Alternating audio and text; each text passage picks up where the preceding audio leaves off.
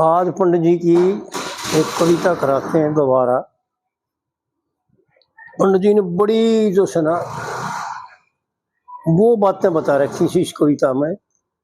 अगर आदमी इनको ग्रहण कर लेवे, धारण कर लेवे, तो भगवान के तुल्य हो सकते। और पंडित जी ने कहा भी भाई 39 गुण जिस नर में हो वो ईश्वर के तुल्य हो जा, और पृथ्वी ऊपर भार रहे ना धर्म ठिकाने टो जा। नहीं तो असली तो यह है कि मनुष्य जन्म पा करके इस पृथ्वी पर केवल बोझ सा बोझ, जो हम काम करा है ना अपने लिए, अपना खाने के लिए इकट्ठा करते हैं, अपना धन इकट्ठा करते हैं, अपने लिए जो भी करते हैं ना वो केवल पाप रूप है। दूसरे का हित चाहना, परमेश्वर के क्या स्वभाव है ऐसा स्वभाव बनाना पड़ेगा। और उस स्वभाव के बनाने के लिए ये पंडित जी ने जो है ना 39 गुण बता रखे कि इनको धारण कर ले वह तो वैसा ही बन जाएगा जैसा भगवान है। भगवान के स्वभाव से मिलता जुलता स्वभाव बन जाएगा। पहले ये कली में वो बात बता रखी मैंने, पंडित जी सुना दी। एक विद्वान पंडित है, त्रिपाठी ने भी सुनाई थी। त्रिपाठी ने बोला ये ऋग्वेद की जो है रुचाए हैं। जी हाँ पंडित जी ने तो कोई छोटी बात थोड़ा, लेकिन बोला इतना सरल करके कह रखा है अब भाई अनजान की भी समझ में आ जाए, लेकिन फिर भी कौन कर सकता है। बोले माँ जी करने वाले तो बचे रहे, इसी बात नहीं, करने वाले करें भी ये। और एक विद्वान पंडित और मिला था मेरे को नरेले में, उसको सुनाई मैंने बातचीत करते आना ने, बोला भाई गजब करके दिखा दिया। यूं समझो ये भगवान के ही वर्ड है। वो पंडित बोला यूं समझो ये भगवान के ही वर्ड है। वो साधारण पुरुष नहीं था, एक बहुत उच्च कोटि का महान विद्वान भी था। और यूं समझो कि भगवान ही अपना समय लेकर के अवतार संज्ञा में इस कुलयुग में थोड़े समय के लिए संसार को समझाने के लिए, जीव मात्र का कल्याण करने के लिए ही अपना समय लेकर के आए थे और अपना पूरा काम करके चले गए। तो बात तो उसकी मेरी भी बहुत बढ़िया समझ में आई कि भाई वाकई जो है ना पंडित जी कोई साधारण पुरुष नहीं थे, क्योंकि साधारण पुरुषों के ये कर्म हो नहीं सकते जो शास्त्र का इतने गहरे तरीके थे। और इस ढाल वर्णन करना किसी के बस की बात नहीं, कितना ही विद्वान हो। देखो कितने महात्मा जो है ना सत्संग करते हैं, प्रवचन करते हैं, लेकिन यो तरीका उन दौरा भी नहीं, इतना सरल करके समझाना और वो खोल करके वो बातें कहना जो शास्त्रों में कई पेजों पे है, वो एक कली में एक लाइन में पूरी कर रखी। पहले ये कली में बता, असल में तो टेक है। पृथ्वी बोली धर्म के श्यामी, यानी भागवत पुराण की शुरुआत। भागवत पुराण में शुरू होती है, जब भागवत शुरू करता है वेद व्यास जी, तो पृथ्वी का और धर्म का संवाद है जी। धर्म जो है ना वृद्धावस्था में हो जाए, हर पृथ्वी युवा अवस्था में हो जाए। तो आड़ दुखी होकर के जो है ना पंडित जी ने बड़े अपनी तरफ से जो है ना कविता यानी कवियों के ढंग से, पृथ्वी ने तो नहीं कहा, उसके भागवत पुराण में तो ऐसा नहीं कहा कि भाई तेरे 3-4 चरण थे, तेरे 3-6 हो गए, लेकिन नारद ऋषि के आगे वर्णन करती है पृथ्वी। जो नारद ऋषि पूछता है कि हे बुढ़िया तू इतनी घूमता, तू इतनी दुखी क्यों है, और ये तेरे जो है ना तेरे पुत्र तो वृद्ध हो रहे दोनों और तू युवा है, यह बात के क्यों हो रही है ऐसा। तो जब पृथ्वी नारद ऋषि का आगे बताती है, वहां का पंडित जी जो ना वर्णन करते हैं जी।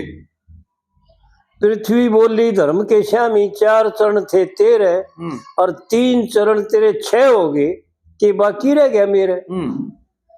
क्योंकि सारा संसार और पूरी पृथ्वी अंतरिक्ष धर्म पे ही स्थित है। जहां धर्म है वहां परमात्मा है, और जहां परमात्मा है वहां सद्भावना और आनंद ही आनंद है जी। वो महाभारत में 9 दिन हो जाते हैं ना, जब धृतराष्ट्र पूछे है संजय से, हे संजय, मेरे और पांडु के पुत्र कुरुक्षेत्र पर इकट्ठे हुए थे अब लड़ाई के लिए, क्या रहा? मेरे तो ऐसी दृष्टि है भाई युधिष्ठिर लड़ाई तो ना करे। क्या युधिष्ठिर छोड़ के चला गया? क्या रहा भाई? तो 9वें दिन भीष्म पितामह गिर जाते हैं सरसैया पर। और जब धृतराष्ट्र जो है ना संजय से पूछता है, तो उन्हें संजय उत्तर देता है कि हे राजन, वहां तो लड़ाई हो रही है, आज 9वां दिन हो गया और भीष्म पितामह गिर चुके सरसैया पर। तो धृतराष्ट्र का जो है ना भीष्म पितामह गिरे की सुन करके बड़ा धक्का लगता है, क्योंकि बहुत बलवान महारथी थे, उसका गढ़ने वाला तो परिश्रम भी नहीं अड़े थे उसका। बिल्कुल बिल्कुल। वो भी थका दिए थे, छका दिए थे। इनकी तो वस्तु क्या थी?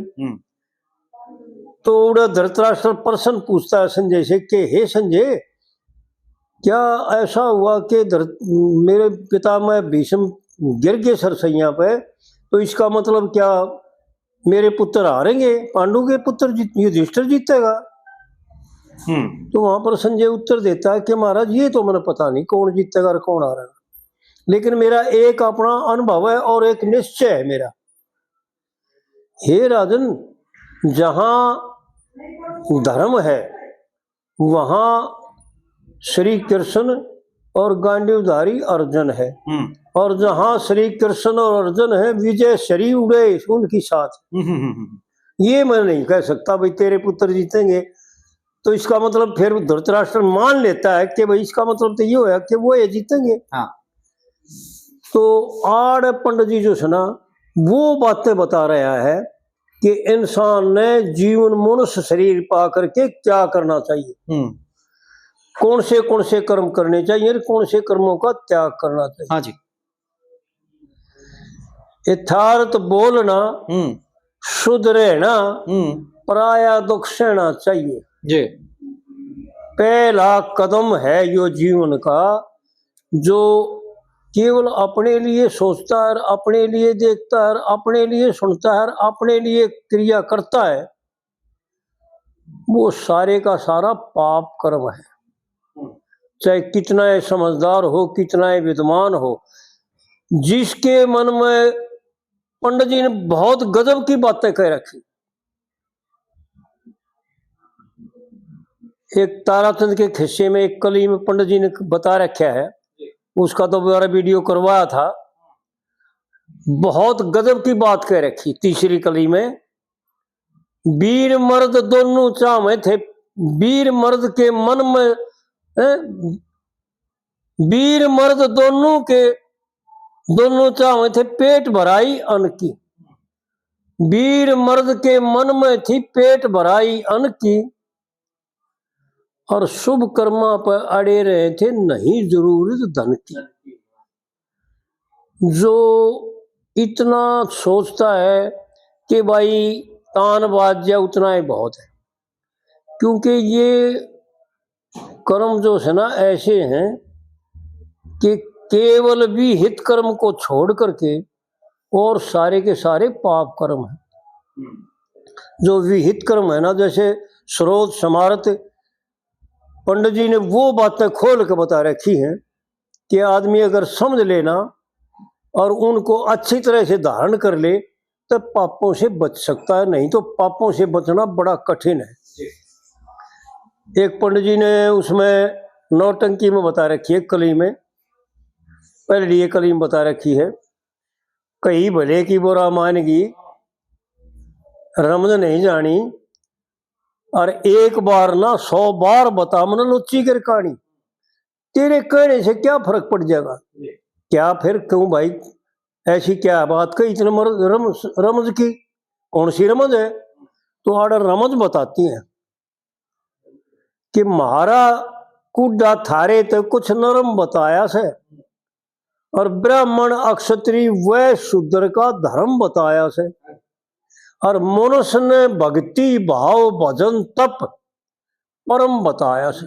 क्या बात पंडित जी ने वो बात कह रखी है जो शास्त्रों का निचोड़ करके, और मुख्य बात एक और कह रखी है,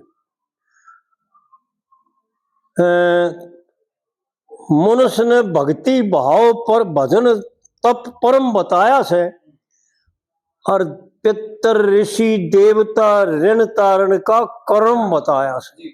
यानी ये मैंने कई विद्वान पंडितों से प्रश्न किया तो उनका मथन यो और उनका कथन यो है था कि भाई पंडित जी ने जो बता रखा है ना, इसमें कोई छेड़ नहीं रह रही।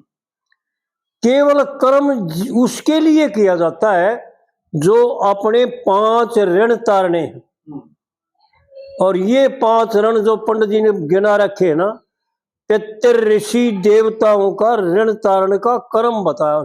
कर्म केवल इसलिए कि भाई किन किन कर्मों से जो ये 500 ऋण उतर जाए। 5 ऋण होते हैं जीव पे, और जन्म लेता है ना मनुष्य शरीर लेता है, जब ये इसके साथ इनका कर्जा लेगा हुआ, इनकी गवाही से इनकी मदद से ये मनुष्य शरीर मिल रहा है, और इनका कर्ज तारना बहुत जरूरी है। गृहस्थ आश्रम पंडित जी ने गजब की बातें बता रखी। पुत्र बिना मुक्ति ना होती, चाहे हो गृहस्थी ने ज्ञान क्यों ना होती भाई। कि जिसके पितर तिरपत नहीं होते ना, जिसके पितरों का कर्ज नहीं उतरता ना, वो उसको मोक्ष नहीं मिलती। पंडित जी की वो बातें हैं। इसलिए परमात्मा का आदेश है कि भाई अपने पितरों को तिरपति करने के लिए, अपने पितरों के तर्पण करने के लिए, उनको जल दान करने के लिए संतान की उत्पत्ति करो, और सृष्टि चक्र का यानी बढ़ाने के लिए, सृष्टि चक्र को चलाने के लिए परमात्मा के आदेश का पालन करो, लेकिन शास्त्र भी हित ना के अपनी मर्जी से। पंडित जी ने एक एक बात जो सुना अनमोल बता रखी। यथार्थ बोलना, शुद्ध रहना, और पराया दुख सहना चाहिए। भाई क्रोध आने पर मन को रोक ना व्यर्था फैना चाहिए। विचार करें पंडित जी ने क्यों कह दिया भाई ऐसा। भाई क्रोध आने पर जो सुना मन को रोके, कि जीव मात्र जिस पर क्रोध आता है, जिसके प्रति क्रोध आता है, द्वेष होता है, जिसका हम जो सुना गलत सोच करके, उसको खिलाफ सोच करके, जिसके ऊपर हम दोष दृष्टि करके, बहुत गुस्सा करके न, क्रोध करके न, और उसको धमकाते हैं, वो कोई और नहीं, वो अपना ही जीव है। इसमें उसमें कोई अंतर नहीं, एक के बाद। और असलियत क्या है, ये तो व्यवहार काल की बात है। असलियत यह है कि ईश्वर से ही नफरत कर रहे हैं। अपने आप से नफरत करना, ईश्वर से नफरत करना, क्योंकि जीव मात्र ईश्वर का अंश है, और वो भी ईश्वर का अंश है। जो द्वेष करता है, जो क्रोध करता है, जो लोभ करता है, जो मक्कारी करता है, झूठ कपट बेईमाना करता है, छल करता है, वो अपने ही साथ करता है। आड़ पंडित जी ने एक एक बात अनमोल है। क्रोध आने पर मन को रोक ना व्यर्था फैना चाहिए, और भाई धन मांगे तो धन भी दे दे, देखिए प्रसन्न रहना चाहिए। क्या बात कही है, विचार करके देखे भाई। इसको बार बार विचार करें, बार बार इसका मनन करें, और मनन करके निधिध्यासन करें, बार बार इसके एक एक लाइन को, एक एक अक्षर को समझने की कोशिश करें कि भाई इतना है तो कठिन, लेकिन वो अर्जुन ने प्रश्न कर दिया गीता में 6वें अध्याय में कि महाराज मेरे को तो ऐसा लगता है कि इस मन को काबू में करना बड़ा कठिन टेढ़ी चीज है, एक इस जान दिशा हवा को बांधना। तो भगवान कृष्ण उत्तर दे हैं कि भाई अर्जुन बात तो तेरी सही है, ये मन बड़ा जिद्दी और बड़ा जो है ना दुस्तर है, लेकिन अभ्यास और वैराग से ये कंट्रोल में आ जाता है। तो ये बातें पंडित जी की कोई असाधारण बात नहीं है, कोई मामूली बात नहीं। यानी जो अपने आप ने जिमता मर्या मान लेगा ना, वो इनमें घट सके है, गल सके। और यो अभ्यास करना पड़ेगा, आस्ता आस्ता ऐसा बन जाता है, कोई ऐसी बड़ी बात नहीं। जिन्होंने अपना कल्याण किया प्राचीन काल में बहुत महान महात्मा हुए, बहुत गणे हुए, एक नहीं बहुत गणे हुए। धन मांगे तो धन भी दे दे, प्रसन्न रहना चाहिए, और किसे ते टेढ़ा ना बतलावे, देखिए निश्चल कहना चाहिए। एक एक बात, एक एक लाइन, एक एक अक्षर वो है जो ब्रह्म ज्ञान का हुआ करे। किसे ते टेढ़ा ना बतलावे, देखिए निश्चल कहना चाहिए, यानी वो यथार्थ कहना चाहिए, वो जिसमें प्रेम रस भरा हुआ हो वह वाणी कहनी चाहिए। अगले का हित हो, जिसमें आपने चाहे दुखी पाना पड़े, लेकिन वो बातें कहनी चाहिए। उसको रास्ते पे ले आया जाए कल्याण करने के लिए, उसको बहुत प्रेम करने की जरूरत पड़ेगी, ना कि क्रोध करने की जरूरत पड़ेगी। किसी ते टेढ़ा ना बतलावे, निश्चल कहना चाहिए। और वह इंद्री यानी 5 ज्ञान इंद्री और 5 कर्म इंद्री, ये 10 इंद्री और 11वां मन और 12वीं बुद्धि। वह इंद्री भी निश्चल करना, निश्चल रखना वेद शास्त्र तेरे, यानी यही वेदों का उपदेश को हो, या वेदों का वाखान को हो, या ऋषियों की वाणी को हो, या ऋषियों के प्रवचन को हो। असलियत में तो ये है कि जब पढ़ के देखा ना भागवत पुराण भी और पुराण भी शास्त्र भी, कि यही परमात्मा की रचना, सबसे पहली रचना यही है। यज्ञ रचे परमात्मा ने, और यज्ञ के लिए जो है ना उद्गाता और होता और आचार्य और ब्रह्मा, ये ब्राह्मण रचे। जरूरत के लिए ब्राह्मण रचे, क्योंकि यज्ञ स्वरूप परमात्मा का है, और परमात्मा को सामर्थ्य रखने के लिए, पूजा पाठ करने के लिए, जीव मात्र को दिखाने के लिए, उनको जनाने के लिए, इसलिए ब्राह्मणों की जरूरत पड़ी थी। क्योंकि ब्राह्मण का कर्म जो है ना, वो सबसे टेढ़ा, लो के चने चाप सके आदमी जी जी, लेकिन ब्राह्मण का कर्म करना बहुत टेढ़ी चीज है। असलियत में इस कलयुग में तो कोई नहीं, मैंने कई ब्राह्मणों से बात करके देख ली जो विद्वान ब्राह्मण है, और यो मेरे पास तो त्रिपाठी से बैठे हैं, आपने जानो है। हाँ जी, हाँ जी। कई ब्राह्मण यूं स्वीकार करते हैं, मैं जब नहीं कहते पंडित जी इसका मतलब तो फिर यो होया। अब जो शास्त्रों का वर्णन है, जो प्राचीन के ब्राह्मणों का व्यवहार है, उनने जैसा बरत के दिखाया, जैसा करके दिखाया जी, उसने देखे तो फिर चारों वर्ण शूद्र हैं। तो एक ब्राह्मण है सदानंद, है तो यूपी साइड का हो, पर विद्वान बहुत है नरेंद्र जी जी, घर बना रहे। उसने बताया कि भाई महाराज इस वक्त जो है ना एक वर्ण है, 3 वर्ण खत्म हो गए थे। सबसे पहले ब्राह्मण खत्म हुए, उसने बताया जी। और जिस देश के आचार्य खत्म हो जाते हैं ना, उस देश का पतन होता है। बिल्कुल बिल्कुल। ये बात उसने बताई और विवृत पुराण की बताई और मार्कंडे पुराण में भी बताया उसने जी। और बोले फिर ब्राह्मण खत्म हो गए, क्योंकि ब्राह्मणों का सहारा ही अक्षत्रिय रहता था। अक्षत्रिय की जीविका ब्राह्मण के हाथ में थी जी। ऐसा बताया उसने, दिखा भी मेरे को कई पुराणों में कि एक एक राजा का 100 ब्राह्मण रखा करता रहा। हाँ जी, हाँ जी। और उनसे जो है ना एक एक कदम सूंघ सूंघ करके उनसे पूछ पूछ करके यूं कराया करता, भाई यो काम ऐसे क्या कैसे होगा, यो काम यानी चोर को सजा देना भी उन ब्राह्मणों से पूछ करके इसकी कितनी सजा देनी है जी, कौन सी सजा देनी है। और धर्म नीति सब ब्राह्मणों से एक एक राजा का 100 ब्राह्मण रहा करते बताया उसने। सबसे पहले ब्राह्मण मरे, फिर क्षत्रिय अपने आप मर गए, क्योंकि ब्राह्मणों के बिना ब्राह्मणों ही से उत्पन्न हुए थे और ब्राह्मण ना रहे था क्षत्रिय भी खत्म हो गए। बिल्कुल बिल्कुल। और एक बात उसने यह खास बताई कि जो अक्षत्रिय अपनी रक्षा नहीं कर पाए ना, उनकी रक्षा ब्राह्मणों ने की। प्राचीन के इतिहास उठा करके देखो और पुराण उठा करके देखो, उन राजाओं की उन क्षत्रियों की ब्राह्मणों ने रक्षा करी जी। क्योंकि ब्राह्मण जो है ना जब लाचार हो जाते थे, जब अक्षत्रियों को भी दंड देते थे।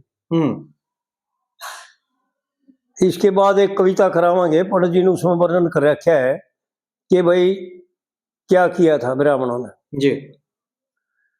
तो इस प्रकार से जो है ना भाई बाह्य इंद्री भी निश्चल रखना वेद शास्त्र तेरे,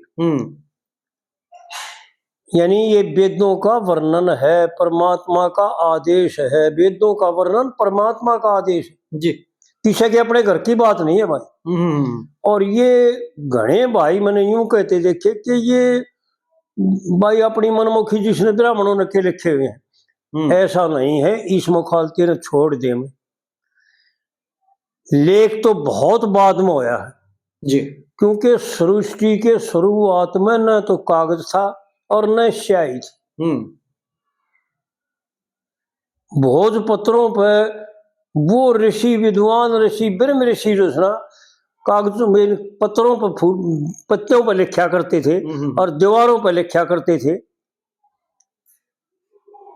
और अपनी दूसरी भाषा में लिखा करते थे। हाँ जी। वह भाषा भी परमात्मा के द्वारा उनको प्राप्त हुई थी, ऐसा शास्त्रों का मत है।